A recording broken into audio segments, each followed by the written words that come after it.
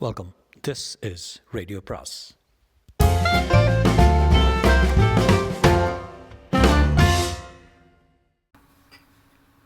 அனைவருக்கும் அன்பு வணக்கம். ராக்கி ரங்கராஜனின் மேடம், அத்தியாயம் 12. மார்ச் 10 அன்று நிறைவேற வேண்டிய திட்டம் என்ன என்பதை பீட்டர் விவரிக்க தொடங்கினார்.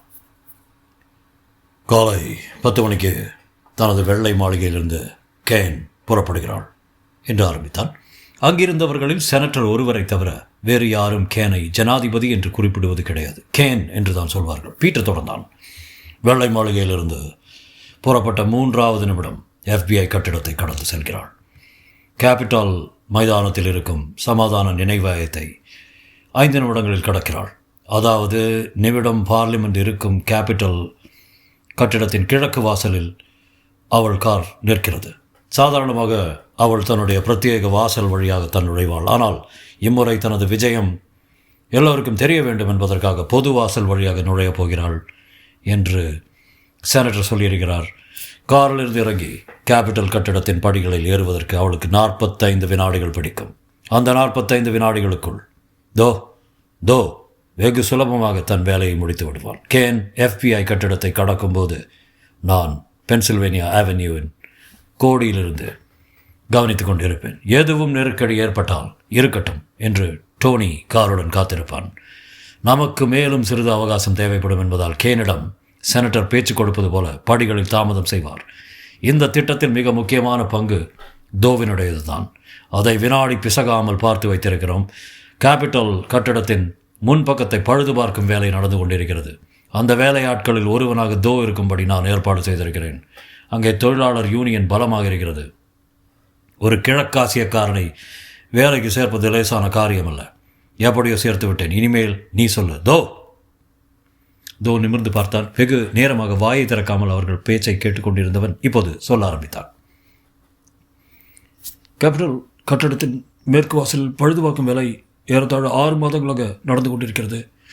அந்த வேலையை கவனிக்க வேண்டும் என்று கேன் தான் ரொம்ப மும்முரமாக சொல்லியிருக்கிறாள். தனது பதவிக்காலத்தின் 2வது ஆண்டு விழா என்பது அது முடிவடைந்திருக்க வேண்டும் என்பது அவளுக்கு ஆசை. இப்படி சொல்லிவிட்டு தோ கேலியாக சிரித்தான்.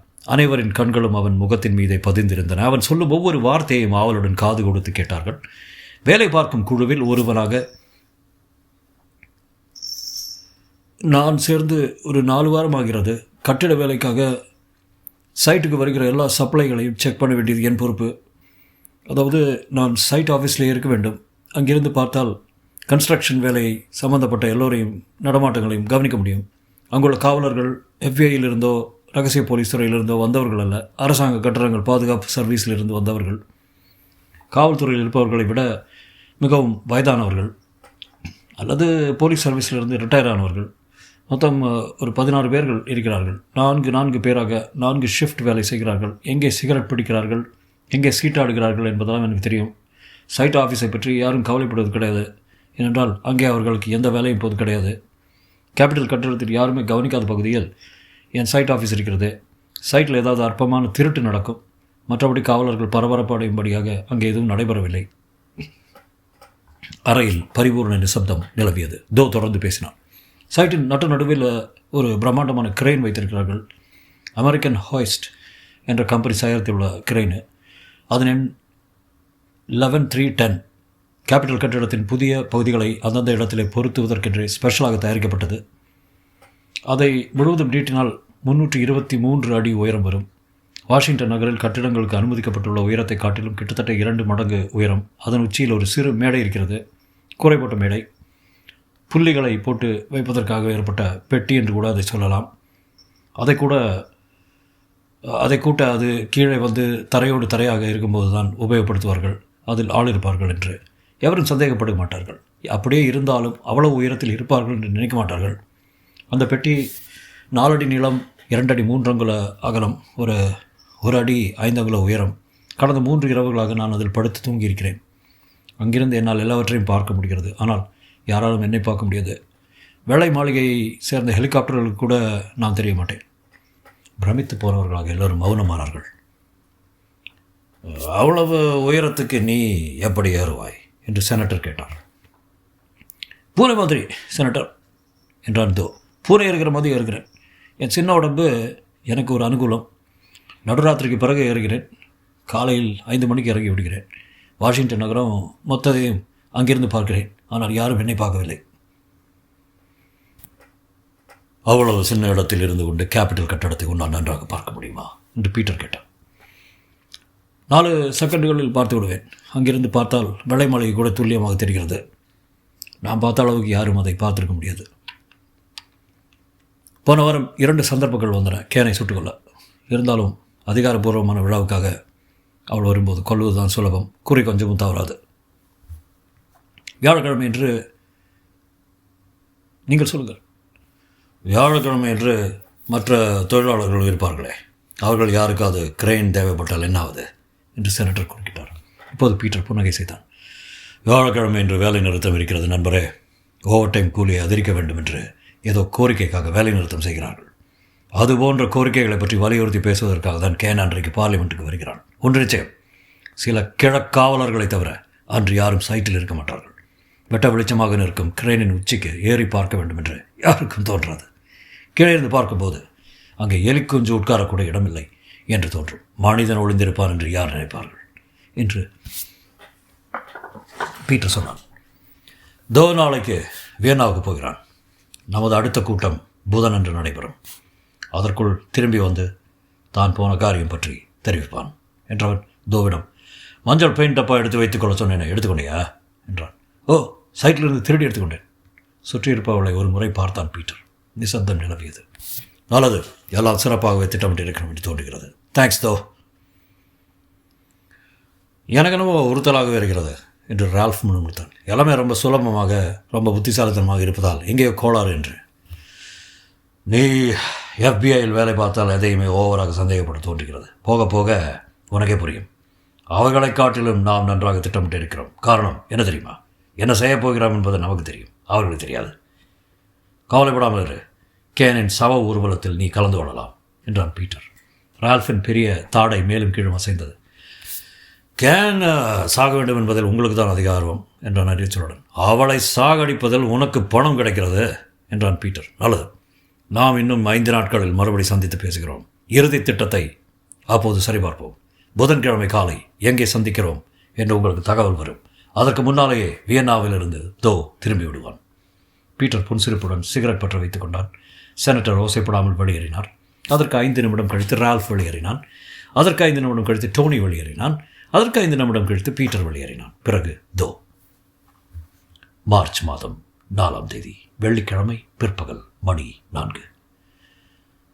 மார்க்குக்கு ஏகப்பட்ட பசி. எந்த வேலையும் செய்ய முடியவில்லை. ஏதாவது சாப்பிட வேண்டும் என்று நூலகத்தை விட்டு சீக்கிரமாக வெளியேறினான். லிஃப்டில் இறங்கிக் கொண்டு கீழே வந்தபோது புத்தக பட்டியல் கொண்ட அட்டவணை அலமாரியில் ஹாரிசன் ஹெல்த் என்று சீட்டு அடிக்கப்பட்டது கண்ணில் பட்டது. ஹெல்த். முந்தின நாள் சந்தித்த அந்த அழகான புத்திசாலியான டாக்டரின் உருவம் அவன் கண்முனை தோன்றியது. சிவப்பு ஷர்ட்டும் கருப்பு ஸ்கர்ட்டும் அணிந்து காலனி டக் டக் என்று இசைக்க வராந்தாவில் நடந்து சென்ற டாக்டர் எலிசபெத்தின் தோற்றம் அவனை கிறங்கடித்தது. அவனையும் அறியாமல் அவன் முகத்தில் பெரும் புன்னகை படர்ந்தது. அவளை ஃபோனில் கூப்பிட்டு மறுபடி சந்திப்பதற்கு ஏற்பாடு செய்து கொள்ள தோன்றியது. அந்த எண்ணமே அவனுக்குள் ஒரு பரவசம் ஏற்படுத்தியது. அப்படி ஒரு பரவசம் தனக்கு இதுவரை ஏற்பட்டதே கிடையாது என்று எண்ணிக்கொண்டான். சிற்றுண்டி கடைக்குள் நுழைந்து குறித்து கொண்டே உட்ரோ வில்சன் ஆஸ்பத்திரிக்கு டெலிஃபோன் செய்தபோது, சாரி, டாக்டர் எலிசபெத் இல்லை என்று நர்ஸ் பதிலளித்தார். டாக்டர் டெர்கார்டோ இருக்கிறார், கூப்பிடட்டுமா? தேங்க்ஸ், வேண்டாம் என்றான் மார்க். பிறகு டைரியை எடுத்து பார்த்து எலிசபெத்தின் வீட்டு நம்பரை டயல் செய்தான். அவள் குரலை கேட்டதுமே சந்தோஷமாக இருந்தது. ஹலோ எலிசபெத், நான் தான் மார்க் பேசுகிறேன். இன்றைக்கி ராத்திரி நம்ம சேர்ந்து சாப்பிடலாமா? ஆமாம் ஆமாம், வெறும் வாய் பேச்சோடு சரி, வயிறார எப்போது சாப்பிடுவோம் என்று காய்ந்து கிடக்கிறேன் என்றாள் எலிசபெத். நான் சீரியஸாக தான் சொல்கிறேன் என்றான் மார்க் மெதுவாக. ஏன் என்னவோ பேர் பேசுகிறீர்கள்? நிஜமாகவே ஃப்ளூ ஜுரம் ஏதாவது ஏற்பட்டு விட்டதா? ஃப்ளூ இல்லை, ஆனால் உன்னை பற்றி நினைக்கும் போதே படபடவென்றிருக்கிறது. அசலாகவே ஜுரம் வருவதற்கு முன்னால் ஃபோனை வைத்து விடுறேன். அவள் சிரித்தால். அந்த சிரிப்பை மார்க்குக்கு ஆனந்தம் ஊட்டியது. 8 மணிக்கு வருகிறீர்களா? அருமை, 8 மணிக்கெல்லாம் வந்து விடுகிறேன் எலிசபெத். நல்லது மார்க். டெலிஃபோனை வைத்தான். தன் முகத்தில் இந்த காதிலிருந்து அந்த காது வரை புன்னகை படர்ந்திருப்பது அவனுக்கே தெரிந்தது. கை கடிகாரத்தில் மணி பார்த்தான். 4:30. இன்னும் 3 மணி நேரம் லைப்ரரியில் இருந்துவிட்டு பிறகு எலிசபெத்தை பார்க்க போகலாம். மறுபடியும் ரெஃபரன்ஸ் புத்தகத்தில் மூழ்கி அந்த 62 செனட்டர்களின் வாழ்க்கையை பற்றி குறிப்பெடுத்துக் கொண்டான்.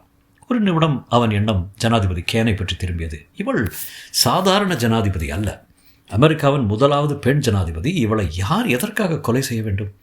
ஜனாதிபதி கென்னடியும் அவர் தம்பி ராபர்ட் கென்னடியும் கொலை செய்யப்பட்டது அவனுக்கு ஞாபகம் வந்தது. ஏதோ கூட்டு சதி என்றார்கள், இவனை பைத்தியக்காரனின் வேலை என்றார்கள். கடைசியில் ஒன்றுமே விளங்காமல் மர்மமாக போய்விட்டது. தன்னுடன் சட்டக்கல்லூரியில் படித்த ஜேயை நினைத்து கொண்டான் மார்க். அவர் இந்த மாதிரி விஷயங்களை துருவி துருவி தெரிந்து வைத்திருந்தவன். ஜான் கென்னடி ராபர்ட் கென்னடியின் கொலை சதி பற்றி மேலிடத்தில் FBI தலைமை டைரக்டருக்கு கூட தெரிந்திருந்தது என்பது ஜேயின் காட்சி. எல்லாம் தெரிந்திருந்தும் அவர் முயன்றும் சொல்லாதிருந்து விட்டார் என்று ஜே சொல்வது வழக்கம். ஒருவேளை இப்போதும் அப்படி நடந்திருக்குமோ? டைரக்டர் டைசனுக்கும் உதவி டைரக்டர் மேத்யூஸ்க்கும் உண்மை தெரிந்திருக்குமோ என்னவோ. எனவேதான் உபயோகமில்லாத வேலைகளை கொடுத்து நம்மை திசை திருப்பியிருப்பார்களோ. அதனால் தான் அண்ணாவிடம் கூட எதுவும் சொல்ல வேண்டாம் என்று கூறியிருக்கிறார்களோ. அப்படி ஒரு பயங்கர சதி நடக்கிறது என்றால் ஒரே ஒருவரிடம்தான் போய் சொல்ல முடியும், ஜனாதிபதி கேன். அவரிடம் நிச்சயமாக போக முடியாது. ஜனாதிபதிகள் கொலை செய்யப்பட்ட விவரங்களை ஜேயிடம் கேட்டால் சொல்வான் என்று தோன்றியது. டெலிஃபோனை அடைந்து ஜே நியூயார்க் வீட்டுக்கு ஃபோன் செய்தான். அலுவலகத்தில் இருப்பதாக சொன்னார்கள். அந்த எண்ணுக்கு ஃபோன் பண்ணினான். சலிவன் கிராம்வெல் நிறுவனம் என்று ஒரு பெண் குரல் பதிலளித்தது. நியூயார்க்கில் உள்ள மிகப்பெரிய சட்ட ஆலோசனை நிறுவனம் அது என்று மார்க்குக்கு தெரியும். நம்மை தவிர எல்லோரும் முன்னேறி கொண்டிருக்கிறார்கள். நினைத்தவர் ஜேயுடன் பேச வேண்டும் என்றான். ஒரு நிமிஷம் சார் என்று பணிவுடன் கூறி டெலிஃபோன் கனெக்ஷன் கொடுத்தாள் அந்த பெண். ஏய், நான் தான் மார்க் பேசுகிறேன், வாஷிங்டன்லேருந்து என்றான். ஹலோ மார்க், குரலை கேட்கவே சந்தோஷமாக இருக்கு. இன்னும் அதே போலீஸ் வேலை தானே இருக்கிறியா? வேலை அமர்க்கலமா? சில சமயம் அப்படி என்றான் மார்க். உன்னோட ஒரு விஷயம் கேட்பதுக்காக கூப்பிட்டேன். அரசியல் கொலைகளை பற்றி விவரங்கள் எங்கே கிடைக்கும்? முக்கியமாக 1970 நடந்த ராபர்ட் கென்னடி கொலையை பற்றி. ஓ, அதுவா? ஜெயர ஞாபகப்படுத்தி கொண்டு சொல்கிறேன். 3 பேர் கைது செய்யப்பட்டார்கள். 3 பேர் நிரபராதி என்று விடுதலை செய்யப்பட்டார்கள். அவர்கள் ஒருவன் கார் விபத்தில் செத்து போனான். ஒருவனை குடிகாரர்கள் சண்டையில் குத்தி கொலை செய்து விட்டார்கள். 3ஆமவன் மர்மமாக காராமல் போய்விட்டான். ஜான் கென்னடி கொலை மாதிரியே அதுவும் ஒரு சதிதான். யாருடைய சதி? மாஃபியா கும்பல் தான். அந்த 2 பேர் இறந்தது எப்படி என்று விசாரிக்க வேண்டும் என்று ராபர்ட் கென்னடி வற்புறுத்தி கொண்டிருந்தார். ஆகவே அவர்களை தீர்த்து கட்டிவிட்டார்கள். இப்போது ஜனாதிபதி கேனையும் அந்த கும்பலுக்கு பிடிக்கவில்லை. துப்பாக்கி கட்டுப்பாடுக்கு மசோதா கொண்டு வந்திருக்கிறார் இல்லையா? அதனால் மாஃபியா கும்பலா? துப்பாக்கி கட்டுப்பாடு மசோதாவா? இந்த விவரமெல்லாம் எங்கே கிடைக்கும்? விசாரணை கமிஷனில் அறிக்கைகளில் உனக்கு எதுவும் தெரியாது. கால் என்பவர் யாங்கிகளும் கௌபாய் பேரர்களும் போர்களும் என்று புத்தகம் எழுதியிருக்காரு. யாங்கிகளும் கௌபாய் போர்களும் என்று புத்தகம் எழுதியிருக்காரு. அதில் உனக்கு எல்லா விவரங்களும் கிடைக்கும் என்றாச்சு. நன்றி, நியூயார்க்கு வரும்போது உன்னை பார்க்குறேன் சொல்லிட்டு நூலகத்தை திரும்பினான் மார்க். அங்கிருந்த பெண்ணிடம் கால் எழுதிய புத்தகத்தை கேட்டான். ஒரு பழைய புத்தகம் கிடைத்தது. கான்சஸ் நகரில் ஷீட் ஆண்ட்ரூஸ் என்ற நிறுவனம் அதை வெளியிட்டிருப்பதாக தெரிந்தது. சுவாரஸ்யமான புத்தகம் போல தான் தோன்றுகிறது. ஆனால் அதை பிறகு பார்க்கலாம். முதலில் அந்த 62 செனட்டர்கள். 2 மணி நேரம் ஓடியது. 7:30 மணி ஆகிறது சார், லைப்ரரி மூடுகிற நேரம் என்று ஒரு பெண் வந்து ஞாபகப்படுத்திவிட்டு சென்றால் மார்க் தான் எடுத்திருந்த குறிப்புகளை பார்த்து கொண்டான். சந்தேகத்துக்குரியவர்கள் என்று 62 செனட்டர்களின் பெயர்களை ஒவ்வொன்றாக கவனித்துக் கொண்டான். கனடிகட் செனட்டரான ஹென்ரி டெக்ஸ்டர் என்ற பெயர் பார்த்ததும் ஒரு வினாடி அவனுக்குள் ஒரு நடுக்கம் ஏற்பட்டது. ஹென்ரி டெக்ஸ்டர், டாக்டர் எலிசபெத்தின் அப்பா. தொடரும்.